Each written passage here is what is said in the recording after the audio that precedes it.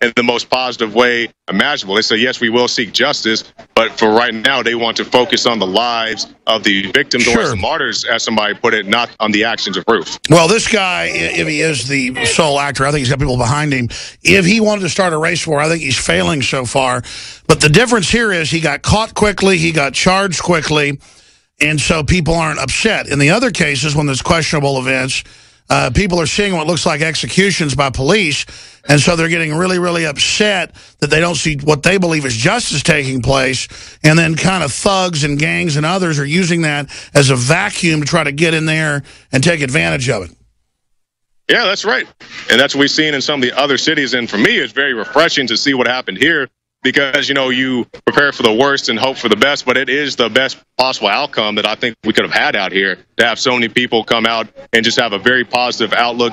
Many people are on vacation. This is a very popular vacation spot, but they came down here. Even we saw a bridal party yesterday. They came out and they laid their bouquets right over there to show their support. And people were asking, you know, what brought you out here? They said, well, we came from out of town, but we still want to show our support for the victims, you know, because we definitely recognize what happened here. And it's a great moment and a great time of healing for the people out here in Charleston, South Carolina. Well, I would imagine the dead would want that and not want their tragic deaths to be used for more evil.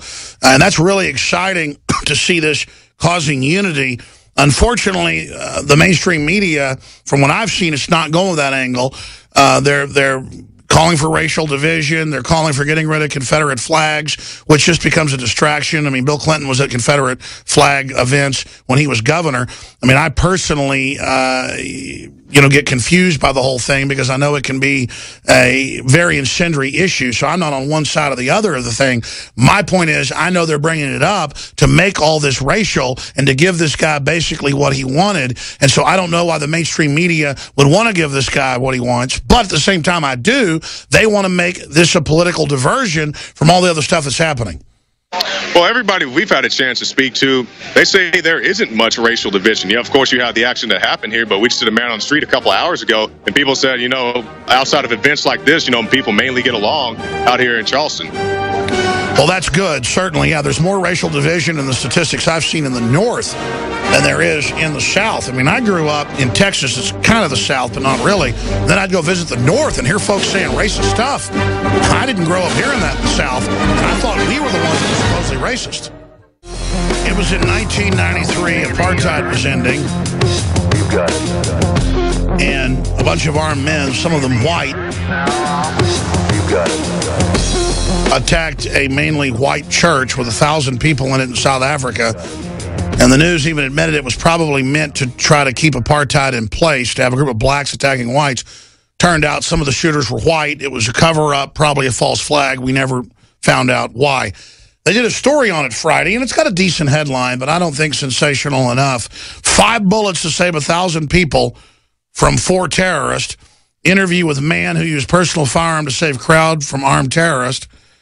David Knight was able to get on from South Africa. Carl Van Wink, who illegally carried, I guess, his .38 revolver, because guns had been restricted then, into the church service, and was able to drive off the men with AK-47s. They were still able to kill 10 people. They had Molotov cocktails. They were going to burn the place down. They were going to kill everybody. They had grenades, you name it, he drove them off. That video's up on Infowars.com. It's very important. The headline I would give it would just be like, armed man saves church from armed attackers, or something like that, because then people will watch it and find out, yeah, it happened in 93. And that's really the answer here, is arming the churches. Jakari Jackson, what's your take on that, and what do you make of Bill Maher blaming the conservative and libertarian media and Matt Drudge for the attack? What do you make of Hillary saying that it's white privilege? I mean, anybody who's a law-abiding citizen can go get a gun. What do you make of, I mean, it's so naked to me, so obvious that they just want to get our guns to enslave us, that this has, I mean, even Ross Story wrote a story saying the NRA was not founded to arm blacks, when that's on record, and then showed some fake university studies. They're just so deceptive. It's so obvious they want our guns. What's your take on the whole situation? Well, it sounds like the usual suspects doing things that we expect them to do. Yes, I do expect to hear things like that from Maher. I expect to hear things like that from Hillary. You know, they have their agenda, and they never let a good crisis go to waste. They know that many people are very prone to hear something about gun legislation at this time, so that's why they're coming out and attacking that angle of it. But we had a chance to talk to one of the local professors here at one of the universities, and he said taking away the guns isn't the answer. He said it's, you know, trying to unify people and get them to understand we all have the same red blood in our bodies. So it's not disarming the people, it's arming them with knowledge. And as far as guns in the churches, I personally don't have an issue with it. You know, somebody wants to carry concealed. Like I said, at my uncle's church, you know, he's passed away now, but back when he had a church, he had a guy who always stood next to the front door with a pistol on him. You know, it was no big deal. He wasn't flashing it. He wasn't waving it around. But, you know, if somebody, you know, some type of roof character wanted to come in there and cause some issues, he would have had opposition the second that he stepped in the door, open fire. So I have no issue with people carrying in the churches. Well, folks, if they have a concealed carry or a firearms training course and they keep it concealed, are welcome to carry guns here at our office. I think more than half the crew carries firearms. I've got one in the studio. Just like I've got a pen or a cell phone or a computer, it's just a tool. I know how to use it. And if somebody thinks that they're going to find, you know, a victim here, they got another thing coming. It's not a soft target. Not in the least. It is not a soft target. Jakari, clearly the White House and others are building towards a confrontation this summer to divert the public from their failed agenda and unemployment and the rest of it. What do you think overall is going to happen this summer? I mean, intellectually, but also in your gut. Well, as far as, you know, this summer of rage or summer of violence, whatever they keep calling it, that's not happening here. And I think as people see this, they can see that, you know, undoubtedly something else is going to happen at some point in our history. But they can say, hey, this is how Charleston reacted to it. They reacted to it in the best way they could. And maybe we can use this as a template as opposed to a template that we've seen in some of these other areas around the country. I agree with you. Now, you're there in Charleston, South Carolina. I know you're going to show them marching across the bridge tonight. You've got a lot of interviews. They're going up on Infowars.com. We'll have a Money Down on the Nightly News as well. What are other observations you've made or other points you want to make instead of me just asking the questions? Well, a lot of people are very concerned about a statue of Calhoun. This is actually Calhoun Street we're on right now. He was a well-known white supremacist, brought a lot of slaves into this country.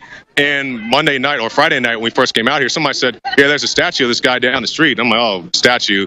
You know, it's terrible enough. But I was thinking like a bust or a plaque. You go down the street, it's like a monument to this guy, like something that you would give to a president or, you know, some great senator or congressman. It's a huge statue, and I guess we can go do a report about that. And, you know, people are very upset about that, you know, that on the street where there's, you know, historically black churches, where a lot of, you know, black people live in this historically black part of town, you have this huge statue to this white supremacist. So that's one of the issues that. And I see the position of wanting to pull all that down, but there are statues, you know, all over the world. I mean, there are statues in Germany to Hitler they pulled down, and my issue is, are they going to pull down Roman statues to Caesar? He was a tyrant and had a bunch of slaves, black and white. I mean, there's historical stuff, and that's the argument of ISIS. They say this is infidel stuff. We need to pull it down. And certainly I don't like that statue. I could care less about that guy, and I understand people's concern. But if the media wasn't pointing it out, no one would even know that. So, see, we're currently in this fight. They're trying to open old wounds. Do you think it would make people happy, though, if they chainsawed down, you know, the big metal chainsaw that Well, as far as the statue and the Confederate flag, you know, we ask people about stuff like that. And, you know, people who, I have no reason to think that they're racist, but we talked to one guy, and he said, you know, that's just part of our history. He says, you know, I have no issue with people out here, black, white, whatever, you know, whatever their religion is. He said just the Confederate flag is part of the Southern history or part of the history here in South Carolina. And I don't think he had a bigoted bone in his body. That was just his point of view. But you could talk to other people who have a very different point of view. They see it as, you know, racist, hostile, whatever. So I guess it just varies to the individual as to how they view these statues and these flags and other things that are going on. I mean, the Confederacy was really about expansion of the West. It was about unfair tariffs. The South got set up by British intelligence. Both sides were losers if you really, really study it.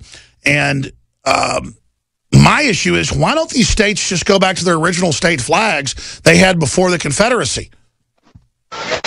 Yeah, that's definitely a way to look at it. And I think it was an article that came out the other day, and it quoted Mitt Romney and some other people, I think. And they were talking about putting the Confederate flag in, a museum or something. And some people thought that. We just lost Jakari's Skype. We're going to reconnect with him from Charleston, South Carolina. Folks, here's the issue. They've been hyping racial division and the knockout game and tit for tat and Klan killing people really hardcore to try to get us at each other's throat to ignore the TPP. While all this stuff was going on Thursday and Friday, they passed the Trans-Pacific Partnership that destroys so much of our sovereignty out of the House back into the Senate.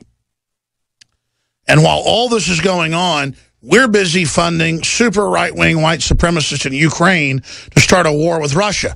That doesn't mean I'm for the Russian separatist either. It's just we're on their doorstep starting a war. And I'm glad this hasn't gone the way the White House and others want it to, but they've got Hillary, Obama, Bill Maher, all the usual suspects, Mr. Maddow, Mr. Michael Moore, all of them, or Miss Maddow, whatever it is, running around hyping, this is white people, they want to kill black people, when the statistics don't show that. It's a lie. And again, this guy was on an antipsychotic narcotic that's listed as something that will make you kill yourself or others and make you completely mentally ill. That article's up on Infowars.com. And every time one of these Fruit Loop shooters, I can't think of a case where the shooter wasn't on a mind-bending drug. And you could say, well, that's because they were already mentally ill. Okay, whatever. You put mentally ill people on something that disconnects them from reality, it destroys their inhibition, and then they'll go out and do this. I mean, this guy looks like he could star in a movie about mind control. That's all I'm saying. Whether it was actual mind control or just this culture, I'm not taking the blame for it as a gun owner. White, black, it doesn't matter. We're not guilty. All right, it's the final segment, finishing up with Jakari Jackson from Charleston. He'll be back on tomorrow as well with updates on the situation there. This is really good news that folks are coming together and realizing that hating each other is exactly what this guy and other people wanted us to do. Just like Charlie Manson failed in causing a race war. But now we've got George Soros trying to do it. And I'm not defending out-of-control police in some areas. The point is going out and shooting random cops is only going to make it worse. It's going to bring the feds in as the saviors. As Al Sharpton said, the plan is to federalize the police. Jakari, while we're busy talking about Charleston, though, and I want you to finish up any other points you haven't gotten to because your Skype cut out, London Independent has a report I'm going to be covering a lot tomorrow on the weekday broadcast, 11 to 2 Central. Earth enters 6th extinction phase with many species, including our own, labeled the walking dead. And they go on from 3 major universities, Stanford, Berkeley, and Princeton, to say that the research examined historic rates of extinction for vertebrates, finding that since 1900, more than 400 vertebrates have disappeared, an extinction rate 100 times higher than other non-extinction periods. And they go on to basically say the Earth, this crop of creatures that are living on the Earth right now are set for extinction, including humanity. And the elite have already made that decision, that they're going to merge with machines and the rest of us are obsolete. So with a backdrop like that, I wish humanity could come together to try to develop new technology, to try to work together, to try to get rid of this elite, to create a pro-human planet. I mean, to me, that's the big issue. Well, if we do go extinct, Alex, it's going to be because we killed ourselves, whether it's, the violence we have out in the streets or the abortion or whatever else these people have. And they always keep hyping, this end of the world type deal. But they want, a lot of these people, these scientists, they want a depopulation agenda. They want people to go to the abortion clinics, and they want, all this assisted suicide and different things that are going on. So if that's the story they want to tell, I'm not surprised to hear it from them. I'm reminded of I guess you could call it documentary type deal I saw a few years ago, what the Earth is going to look like without us. It kept talking about how we're killing ourselves. And, in many ways we are. We have pollution, other real issues to be addressed. But I think the biggest issue to be addressed is the depopulation agenda that so many scientists and so-called experts are already pushing on not just the American people, but the people all around the world. Exactly. Do you